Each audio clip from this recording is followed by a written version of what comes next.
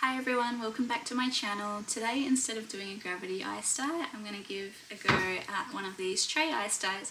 So let's get into it. Okay, so basically everything I have at the moment is I have like a big tub here. I've got this wire kind of mesh thing. I have a little bit of alfoil in case I need to make like a barrier wall. And then I've also got some gloves, and then my t-shirt's in here and it's been soaking in soda ash. Okay, so I'm just going to lightly wring this out.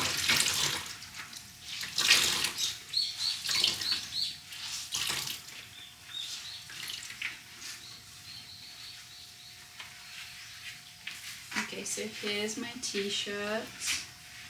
It's pretty wet, but it's a pretty hot day today, so I'm sure that will kind of dry quickly. Now, what I want to do is just kind of arrange it in a bit of like a random scrunchy pattern, because I do want to actually try and keep some of the shirt white. I don't want the whole thing dyed, because I think that the importance of like these kind of techniques is the balance between the white and the colours.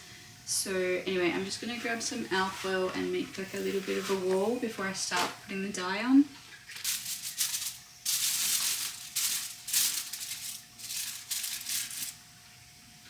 Now the purpose of this wall is pretty much just to keep the ice in place.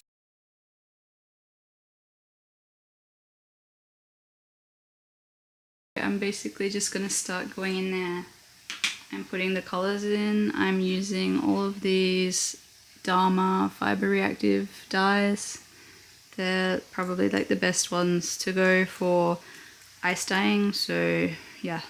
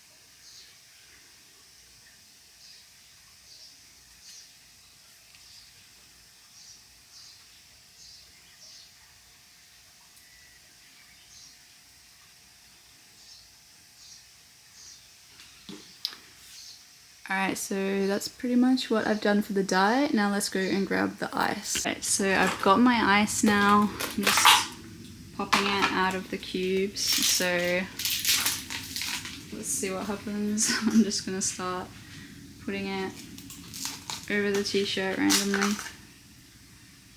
See how we go. I might even just move this way. Pop this ice in. See what happens.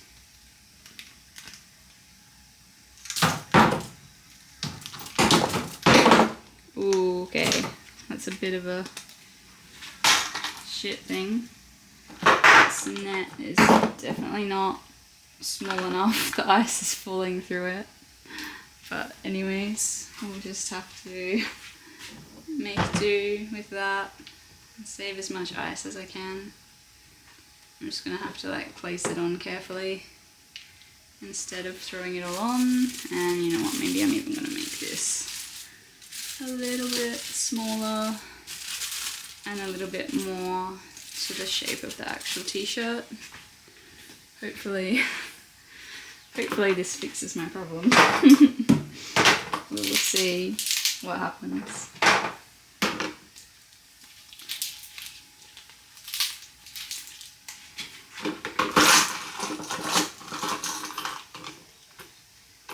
So this is my first time doing this technique like this. I've been doing the gravity ice dye for a couple weeks now. I had like a 2-week where I was doing it every day, and then we kind of went back to rainy season weather, so I couldn't do it at all, which was a bit shit. But I just had another couple of shirts, so I've probably done like 6 or 7, maybe even 8 shirts now. But I realized that the technique just wasn't kind of working for the effect that I wanted to get. So all the colors were just kind of melting together and not really being bright and unique enough because of the gravity dye. So I'm trying out this technique now to see what happens, kind of thing. See if this works any better, because I do like the idea of this kind of contrast between the white and the colour. I think it makes the shirt a lot more interesting. Whoa, wow! Okay, that was a bit scary. Let's not do that. Let's just try and get as much ice on here as I can without destroying the whole thing. Oh dear. So yeah, I think I'm going to need to buy a smaller mesh so the ice doesn't fall through if I do this again. So yeah, maybe I'll buy some like fly screen mesh or something. Anyway, I've just got to wait for this to melt now, so we'll see what happens. I'll put this one here. Hopefully I didn't waste any ice. But yeah, basically I just got to wait for this ice to melt now, and then 24 hours after that for the dye to set. So yeah, I'm pretty excited to see what happens.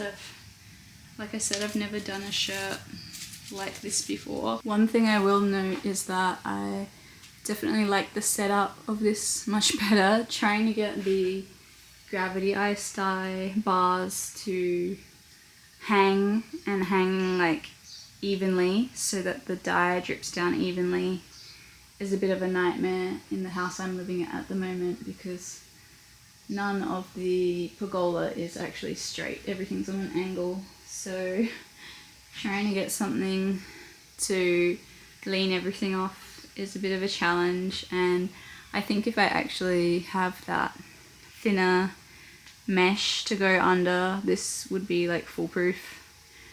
Potentially again getting something a bit more stronger for those walls as well instead of alfoil, but I mean at the moment this will make do. So here's what it looks like after the ice is all melted out. Okay, so I've just unscrunched the shirt from the way that it was, and now it's hanging, so we can kind of see what the results are gonna look like.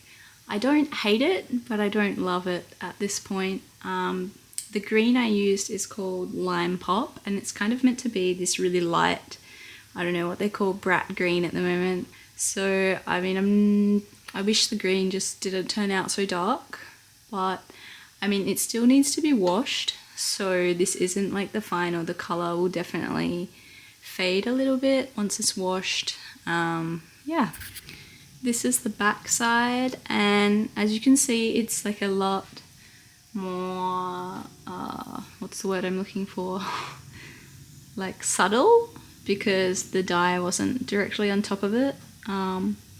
I would like to try this technique with like pre-making the dye and making it into like a liquid, because a lot of the problems that I'm having with this technique is that the colors aren't kind of working. They're either splitting or just being a bit darker than I want. So I mean, I would like to just try the scrunch method but with like pre-made liquid dyes, and then also like with that hopefully I would be able to like make them a bit diluted by adding more water and see where that goes. But anyway, this was the first experiment of this. I would also just like to try another one where I just dip it as well. So I think we'll be trying a few different variations over the next couple of weeks. So stay tuned, because we still got to wash this guy anyway, so we'll see what the final result is soon. Okay, so this is the final shirt after it's been washed. I actually do like how it looks now. The washing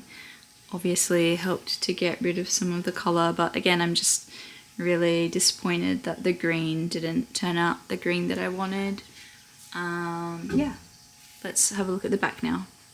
Okay, and this is the back of the shirt. So yeah, it definitely improved a bit with washing, so I'm happy about that. And I do like it, but it wasn't the effect that I was looking for. So yeah, we'll have to keep thinking of new creative ways to use these dyes, because I would like to get a more dynamic colour range happening with some more diluted parts and some more strong parts, because at the moment it's just all very like strong colours. So yeah, I think I might have a go at using them as like liquid dyes in my next experiment. But yeah, thank you so much for watching, and hopefully we'll see you in the next one. Bye!